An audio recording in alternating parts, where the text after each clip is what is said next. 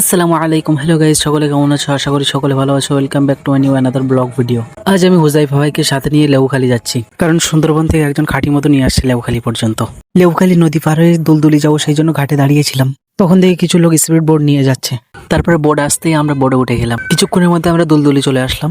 সামনে ইদ্রিস ভাই মধু নিয়ে দাঁড়িয়ে আছে, তার কাছ থেকে মধু নিয়ে কিছু কথা বলে আবার চলে আসলাম। তারপরে বোর্ড আসতেই আমরা বোর্ডে উঠে গেলাম। কিছুক্ষণের মধ্যে আমরা আবার লেবুখালী চলে আসলাম। শুধু মাথার মধ্যে একটাই টেনশন করছে, আসরের নামাজ কখন পড়বো। তাড়াতাড়ি বাইক চালিয়ে লেবুখালী থেকে সোজা বাগড়ায় চলে আসলাম নামাজটা পড়ার জন্য। আসরের টাইম বেশি নেই, সেই জন্য তাড়াতাড়ি এখান থেকে নামাজটা পড়ে নিলাম। তারপরে মাগরিবের টাইম হয়ে যেতেই এখান থেকে মাগরিবের নামাজটাও পড়ে নিলাম।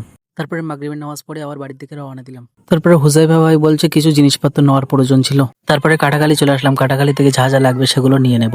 তারপরে ওখান থেকে জিনিসপত্র নেওয়া হয়ে গেলে সোজা পাটলি চলে আসলাম। তবলিগ জামাতের ভাইদের গ্যাসের উনুনটা খারাপ হয়ে গিয়েছে, সেটা ঠিক করতে। তারপরে ওখান থেকে একটা মুদিখানার দোকানে গেলাম চা পাতা নিতে। ওখান থেকে একটা চায়ের দোকানে চা খেতে গেলাম। ওখান থেকে চা খেয়ে যেখানে গ্যাস ঠিক করছিলাম সেখানে আসলাম। গ্যাসের উনুনটা নিয়ে সোজা বাড়িতে চলে আসলাম। বাড়ি এসে আবার একটু চা পান করে নিলাম। তো গাইজ, আজকের ব্লগটা এতটুকু, দেখা হচ্ছে অন্য কোনো ব্লগে।